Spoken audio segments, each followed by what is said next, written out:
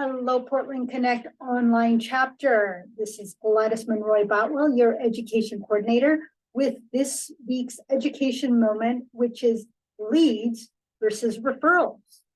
There is a difference. So first of all, who is here to get referrals? Well, I would think that we are all here to get referrals, right? That's why we're part of BNI. We're part of this chapter, of course, to build relationships and make friends and get to that know, like, and trust factor. However, ultimately, we need referrals because that is why we're here. It's business. We need those referrals because it is the lifeblood of our business. It is the lifeblood of our chapter, and it is the lifeblood of BNI. And we want qualified referrals. Yes, qualified, very specific people that need the service, and we are connecting them. And the more qualified that referral is, the less work the other individual has to do. That is the beautiful thing. When you get a qualified referral that you just know, hey, they're going to move forward, or there's a high probability they're going to move forward. Believe me, I had somebody that sent me a referral that looked to be very qualified. They're going to move forward. However, in doing my due diligence, I found that the person was better off with where they were with their health insurance. And the person that sent me the referral immediately called me, didn't text me, didn't message me, called me and said, what could I have done differently? What should I be looking for? And I said, nothing. You have done everything that you can do.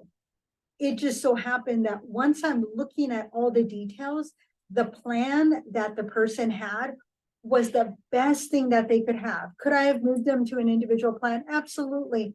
But you know what? That's not what was right for that individual. When their COBRA runs out, guess what? They're going to be calling me because I said, once that happens, which is on this date, you call me, we'll move you forward. So that person did everything they could to make sure that that lead was not a lead, it was a referral, and that they were well qualified. It was up to me to make the sale, but in this case, it was better off to say no to the person. And a referral really is an extension from a relationship. That's where it extends from. The two individuals that have talked, they have built a relationship, and they are going to use the person that was being sent. For example, I have somebody that helps me with my social media. I met another BNI member through another training, if you will, found out she was part of BNI. We had a good conversation, which built the relationship. And I said, oh, this is who I use. She started to use that person, and she said, because you are part of BNI, I am using this person. So my reputation is on this individual because I am saying all these great things. And so this third person says, absolutely, I will use that person. So what is a lead? And we're going to get back into the referral piece of it, but for now, we're going to get into what is a lead. Well, a lead is truly something that happens between two people. There's only two people participating in that conversation. It is somebody that needs something and somebody else that might be able to offer, or it's, I saw something. So it's a two people that are actively participating.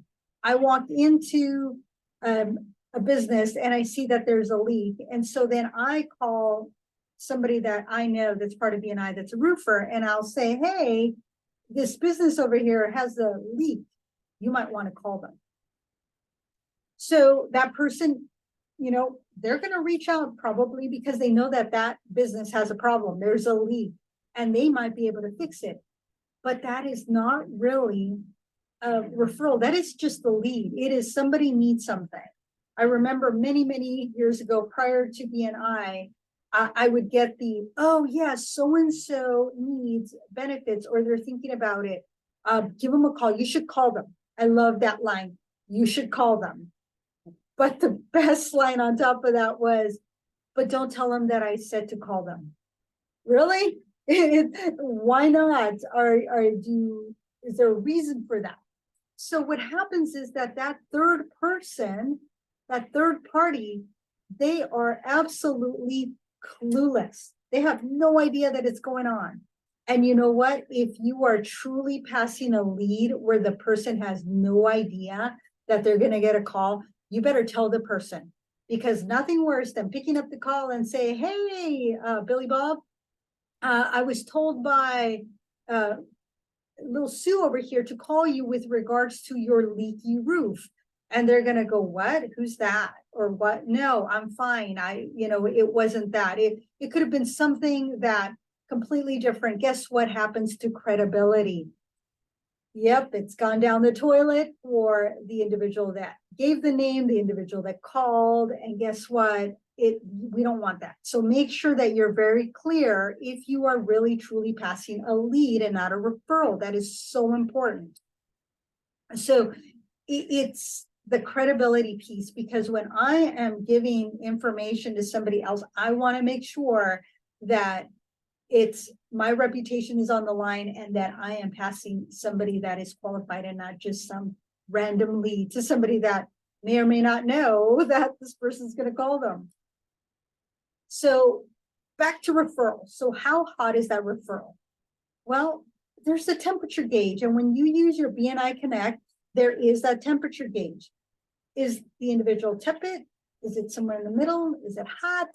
Because tepid water, you cannot boil a tea bag with tepid water. It's going to sit there. It's going to sit there and it's going to go nowhere. So that level one, it's, oh yeah, good mortgage lender, call them. Level two is, oh, here's some information on this naturopathic doctor that I know. She's awesome. Call her, but here's some information. A level three is an introduction and a recommendation. Oh, you haven't had anybody look at your insurance? You know what? Is it okay if I introduce you to my contact, Mark, over here? Because he's amazing and I want to make sure that you get what you need. And so I will do that virtual introduction. Hey, Sue, here is Mark. He is the person that I spoke to you about. You said that you needed this. You needed a review of your insurance. You needed something that has to do with insurance, because that's what Mark does. So I'm going to say, this is what you said you needed, and this is why I am sharing information. Here's Mark's contact information, website, what have you. And then Mark, this is Sue. She is looking for XYZ, and this is how you can reach her. So it's an introduction, recommendation, information. Then level four, it's in addition to that introduction and that recommendation, you're the one that's setting up that meeting, saying, okay, when is everybody available? And let's get together. When those a lot of times are great in person, but Zooms also work. And then level five, I'm going above and beyond, not just making sure that you are face-to-face meeting, but you are pretty much helping make that sale. That person is going to move forward unless something happens that cannot move forward, but you are making sure that that sale happens. You are doing everything in your power to provide the information, to bring everybody together and say, you need this, and you're just bringing them together and wrapping your arms around them and making sure that that happens. So the way that referral happens is it's truly that because that relationship has been built, there is that level of comfort that you can know, like, and trust this person. And so you are putting your name on the line for them because you know they're going to take care of this individual. So I will say to you, some of the easy referrals. Well, I need something. I need a naturopathic doctor. I need my insurance reviewed. I need a mortgage lender. I need a financial planner. I need a coach, whatever it is that I need, then that's an easy referral. Hey, pretty much going to move forward. The other is at a friend's house and they need something. And then, of course, there's the client that asks for a recommendation and they're calling you and saying, hey, who do you know that is a bookkeeper, is a financial planner, is in real estate, that is selling a house, that can help me buy a house, or I need to flip a house, whatever it may be. that's what you want to look for, is what are those easy referrals? Yeah, some of them you have to work for because you got to say, hey, you got to ask the right questions. And then it goes back to what is everybody in our chapter looking for that you can refer to.